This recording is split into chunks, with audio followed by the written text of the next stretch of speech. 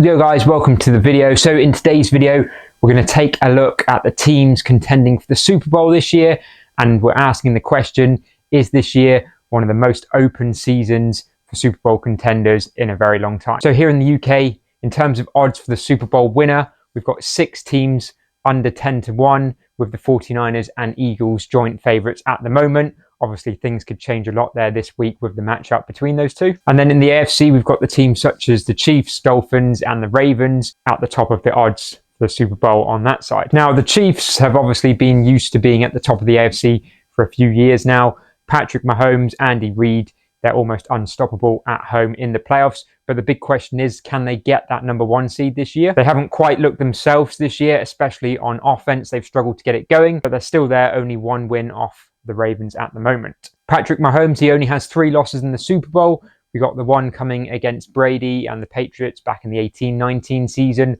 Obviously, the Super Bowl loss also to Brady and the Buccaneers a few years back. And then Joe Burrow and the Bengals obviously got the win at Arrowhead a few years ago as well. Apart from that, Mahomes' record in the playoffs has been pretty immaculate. Whereas we look at the Baltimore Ravens, the #1 seeds in the AFC at the moment, and Lamar Jackson, with his record of 1-3 in the playoffs so far in his career. And in those games, an average passer rating of only 68.3 and 5 INTs altogether. And then obviously the Dolphins and that high power offense, they can obviously go up against it with any team on any given week. Be interesting to see how players like Tua cope going into the playoffs. Jaguars are also a team not to overlook. Trevor Lawrence, obviously in the playoffs last year, had that come from behind win against the Chargers, despite throwing the 4 INTs, and then went to Arrowhead and just narrowly lost to the Kansas City Chiefs. In the AFC North, obviously behind the Baltimore Ravens, we've got the Steelers and Browns both looking very good. Obviously, we know the Browns such a massive defensive team. In terms of their offense, it's going to be a bit of a struggle with them, with Deshaun Watson out for the season. The running game is dynamic, and that defense on any given day looks like it could be a tricky matchup for any opposing offense. The Steelers, they fired Matt Canada. All of a sudden, the offense gets going. Kenny Pickett looked pretty good. Najee Harris is getting things going again. We obviously know the Steelers defensively are an absolute powerhouse as well. So again, the Steelers and Browns could be a tricky opposition going into wildcard week for any team. And we move on to the Texans and Broncos on the cusp of the wildcard spot. They play each other this week. Absolutely massive game in terms of who could potentially get that wildcard spot there. It would be really exciting to see CJ Stroud going into the playoffs in his first season.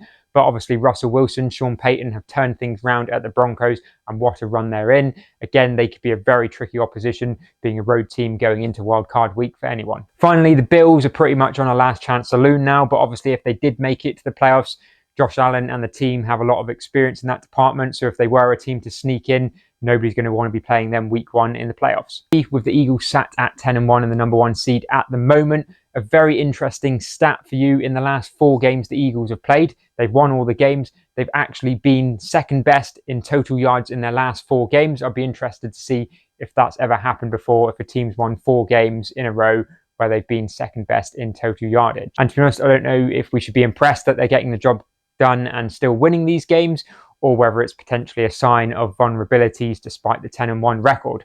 Obviously, we're going to find out a lot about them in the next 2 weeks coming up. Games against the 49ers and the Cowboys. If they go 1-1 or 2-0 in this, you see them pretty much wrapping up the #1 seed. If they lose this week to the 49ers, what a matchup it will be for them going into the hot Cowboys, who are so good at home.